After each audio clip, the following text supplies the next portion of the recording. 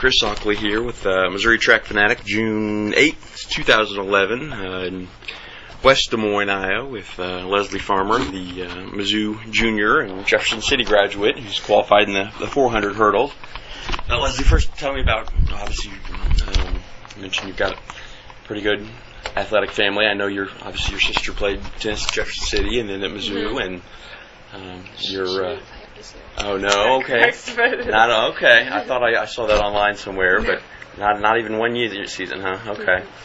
Well, obviously I was classmate and teammate of your cousin Kirk, as he was a standout in basketball and football and golf at Jeff City, and then football at Mizzou, and had a stint in the NFL. But your uncle also had some good accomplishments. Tell me about your parents. Were they athletes themselves? Yeah, both my parents were athletes. My mom, she ran track, but she mostly played a lot of basketball, and so she was really good at basketball. And my dad played every sport, and he just focused more so on academics and stuff when he got to college. But he's a good golfer, and he used to pole vault and run on the 4x2, I think, in high school. Cool. Okay. Tell me about you. I'm sure you, like most kids, grew up playing all kinds of sports, but tell me what your first introduction to running or track and field was. Well, yeah, I played sports starting, as early as 3. I know I did gymnastics and YMCA soccer and everything like that, and the good old green and white reversible jerseys for YMCA soccer.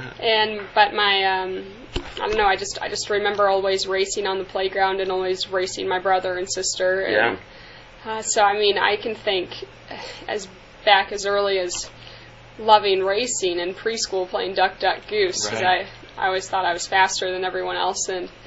But I'd probably say my first real introduction was the Little Olympics, which they do in Jefferson City with the 4th and 5th graders, and I only got to compete in that my 5th grade year because I broke my foot in my 4th grade year. I trained for it, and then I did track every year after that, 6th, 7th, 8th, through high school. Yeah.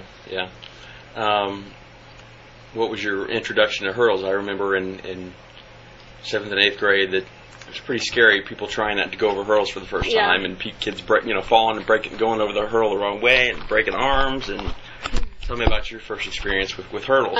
My first experience with hurdles, I think, was in the 7th grade, and really I just went there because they told us to pick our own event group, and my best friend and I looked around and we saw that there was no one over at hurdles, so we thought we could have the most fun over there, and so we just picked that up, and I stuck with it.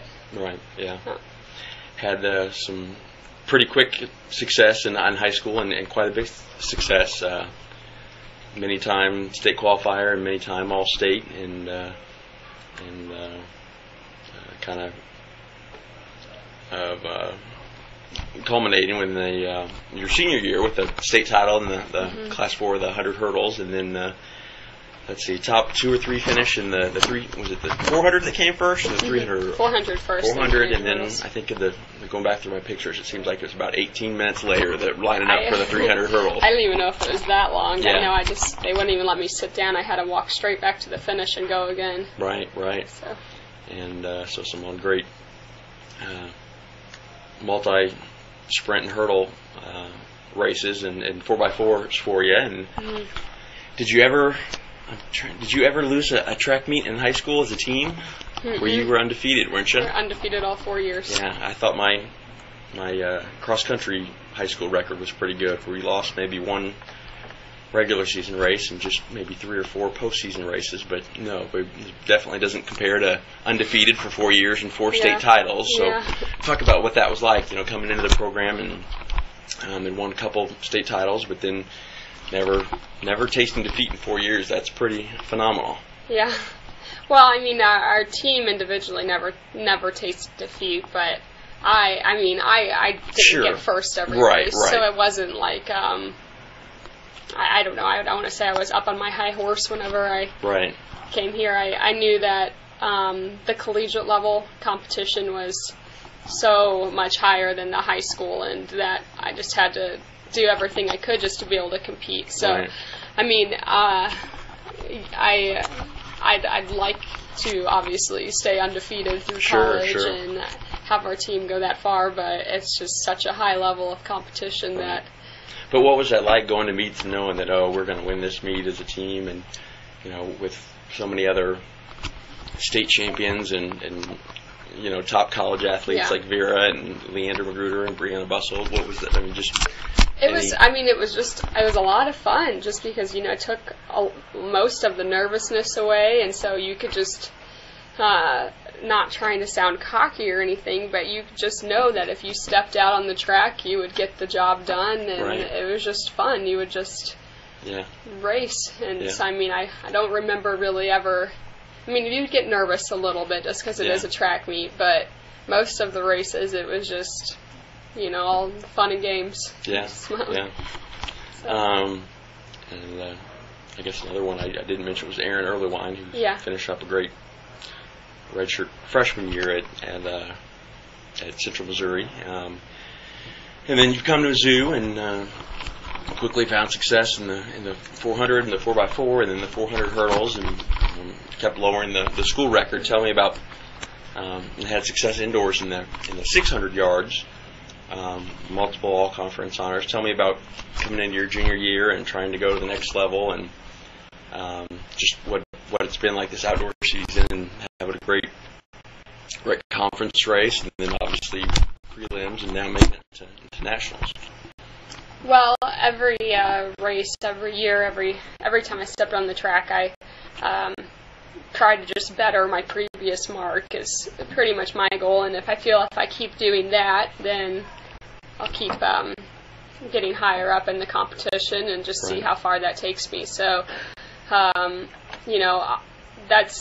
that's always one of my primary goals, is just to run faster than I did the last time. Right. And that's carried me pretty well so far through the season. So this is the furthest I've ever made it, and I am happy with my finish at Big 12s. But on the same token, it was a little bittersweet because over the past years, the 400 hurdles, it's gotten a lot more deep in the conference. Whereas probably my freshman year, I know I want to say a high 57 won it. Last year, a low 57 won it. This year, it took a low 56. So even though I keep improving, the other girls kind of keep improving too. So it gets a little more difficult. But it's definitely fun competing, and I'm ecstatic with how far I've made it this season. It's kind of a wake-up call when you get here and you read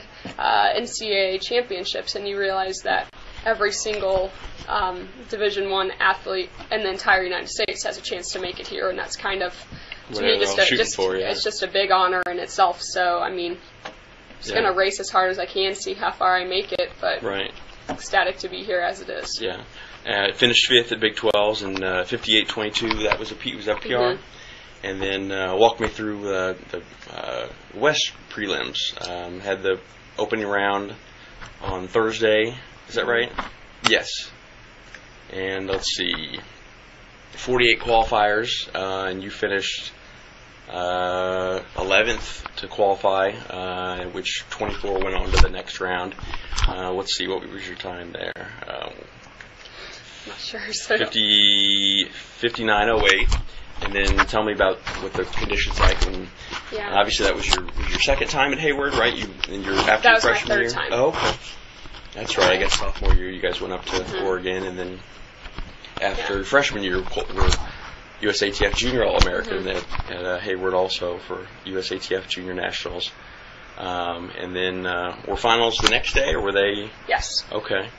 Tell me about that race. Obviously you knew, I don't know if you thought about it much, putting extra pressure on yourself, but you knew that a trip to the Nationals was on the line. Tell me about what you were thinking, your mindset was for that on Friday.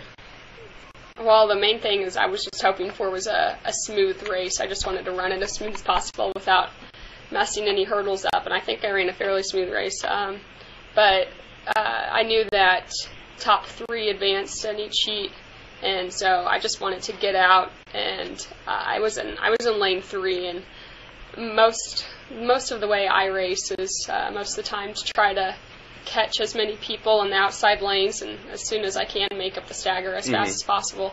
So that will kind of be a little bit of trouble today because I'm in lane 8. So, but I think that it can be a good thing also. Right, you're running blind. You can't tell how you're doing. Yeah, but so I knew I was in good position. I was going back and forth in that race, anywhere between second and fifth. Really, everyone was pretty close. And as we were coming off the 8th hurdle, 2 girls fell back, and it was really just the Iowa State girl and I going into the finish. And so I knew that since I was in 3rd that I was going to make it out. But I still hoped I'd beat her. And you battled her for years now, haven't you, Alani? Yeah, I beat her the first couple times I raced her my freshman year, and she's beat me ever since then. Yeah. So it's getting closer and closer now, where it's only a couple hundredths of a second versus a couple tenths of a second. Right. So was it excited then, obviously, or were you just subdued and just knowing that was your goal, or was that a pretty exciting moment, knowing that you'd made it? That was very exciting. It was almost just kind of like in shock at first, just because I didn't really, I didn't really process right at first. Wow, I just got 3rd, made it. I was just kind of like used to this whole season doing what I needed to do, and so I just did that again. But then it took me a second to really realize that what I just did got me to this meet. So. Right, yeah. Because I think going into preliminary round, I think were maybe 30th or 30 something on the national list, and now here you are in the top 24, in the finals. But tell me, obviously today, it's 24 ladies going for those 8 final spots. What you need to do today, what your focus or thoughts are going into today's race? Well, I had last week and a couple days before that, I had some really good days at practice where I was hurdling really smooth and fast. So hopefully I can do the same today. But my main goal is to just run fast and run smooth. If I can do both, I should be in good shape. Yeah. Tell me what it's like working with and being coached by Coach Rick McGuire, who's retired now, and then some of the insights he's been able to give you, and then also working with Coach Peterson, who is athletically has gotten to about as far as you want to get. Most athletes want to get to the Olympics, and what any special insight or what it's been like working with them? Well, Coach McGuire was great to work with, and that he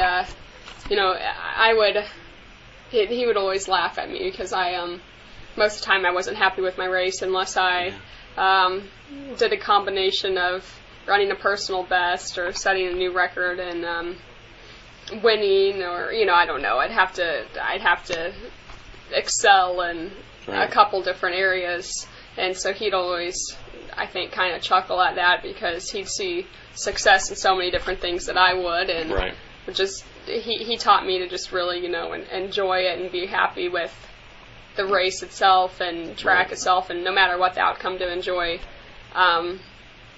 everything, including winning, not just winning itself. And so I really appreciated that, and so he was always good to talk to get the nervous jitters away and just get you to take a step back and realize, hey, this is fun, And Coach Peterson, he's great. I think he's a little bit the same as me in that just has a big competitive drive and internal competitiveness, where I don't think when he raced he was happy with himself unless he did the most he could do, and I think he kind of had the same racing style a little bit as I did, in that you just go out there and compete and do what you have to do and beat the person next to you. And so I think we kind of share that same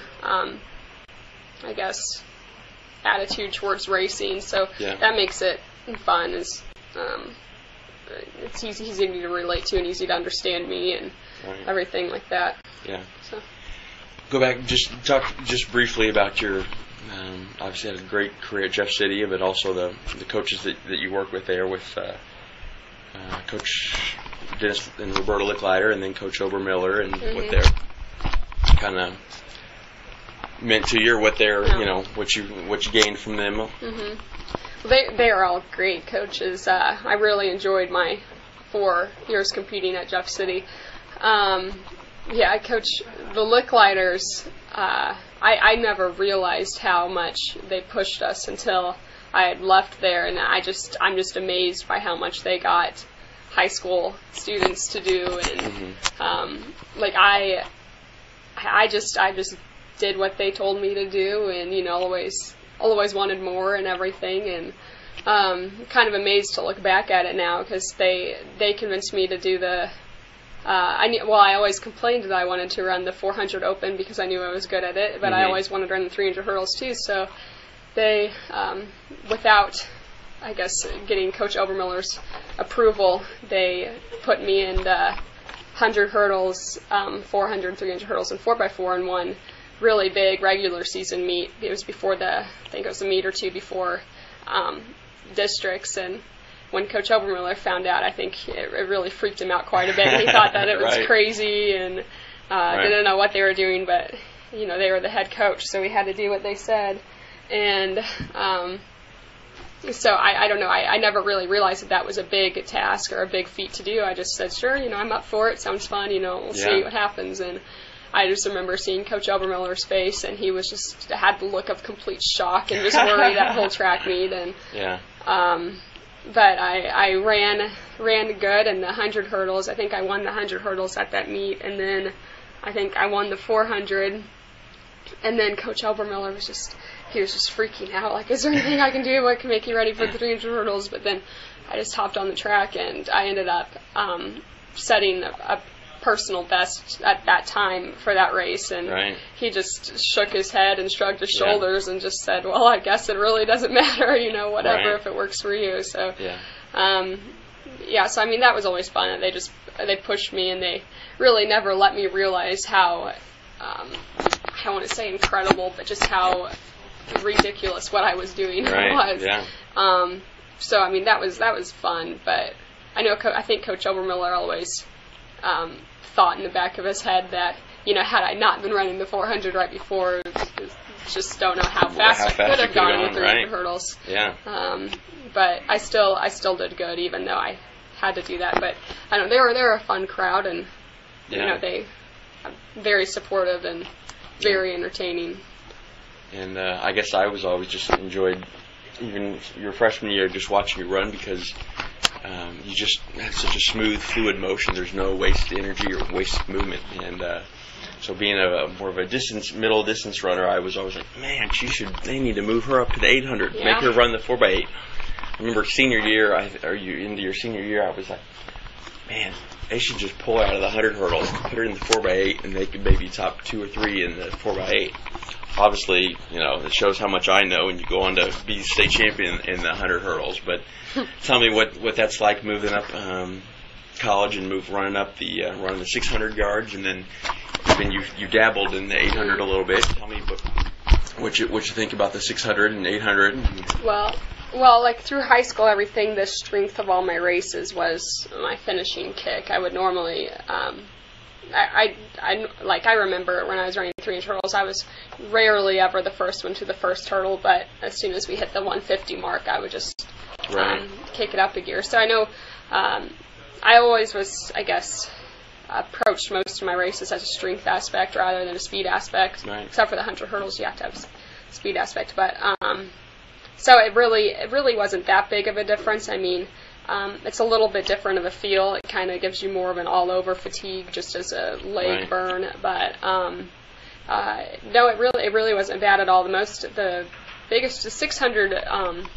600 was pretty easy for me to move into, just because it's not that big of a pace difference from the 400. But the 800, I mean, I think I could potentially be good at it, but it's just so much of a different pace than I'm used to running. And it's just so much of an experience race too. I remember the first time I ran it indoor was at Notre Dame, and I think that was the first time. It might not have been, but I was supposed to.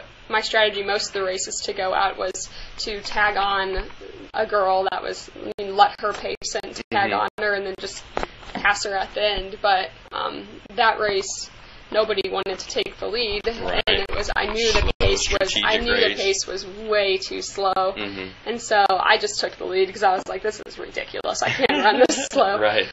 But I ended up pacing it completely awful, where I ran through the first 400. I remember Coach Rebecca Wilmus yelling like 57, 58, 59. Right. So I came through at like 58 or 59, and I was supposed to come through like at 62. So I was right. like, oh shoot. Right. So then after she said that, and that was one of my first times racing, I had no idea how I'd be able to hold on at the end. So yeah. I remember I ran past Coach Peterson with kind of my arms out, like, what am I supposed right, to do? Right. And he just was like, just keep running. And right. So I slowed it down, hoping that someone would pass me and take the pace, and no one did. So we ended up running that third 200 like ridiculously slow, right. and I was fine just because we ran that one so slow that then right. I just sprinted the last 200 home. So I mean, I ended up running, I think, a 2:12, which isn't terrible, but yeah, I for as stupid as I ran the race, right. I know that that race, if I get more experience, more practice, and yeah. training for, I think I could be good at it. But yeah. Yeah. Well, yeah, definitely. It was a little bit different training. I mean, it's hard to get used to it indoors, just because all the tracks indoors are different lengths, and it's just so awkward to run indoors. Totally anyway. Different atmosphere from track to track. Yeah, I won't let Coach Peterson put me in it outdoors. I'm saying I'm running the 400 hurdles every right. single weekend. You're not putting me in the 800. Right. Yeah. So I mean, he may make me do it, but as of right now, I'm not letting him. So. Yeah. Well, yeah, I would suggest, even just as a fan, to if you push and see how far and how high you can get it in the 400 hurdles, and once you feel like you maybe peaked out, to maybe start putting it a few miles and see how if you can run 56 50 400 or 57 or 58 400 hurdles, and going 61 or 62 for 2 laps hopefully shouldn't be too bad. Oh, but well, I don't know. We'll see. Yeah, most people, it's pretty brutal. It's kind of a all the official, it's 800 the sprints, 100 meter dash, 200, 400 meter, 800 meter dash, and then they get 1500 meter run. So but well, I've taken up plenty of your time, but congratulations on making it, and good luck later today, and hopefully we will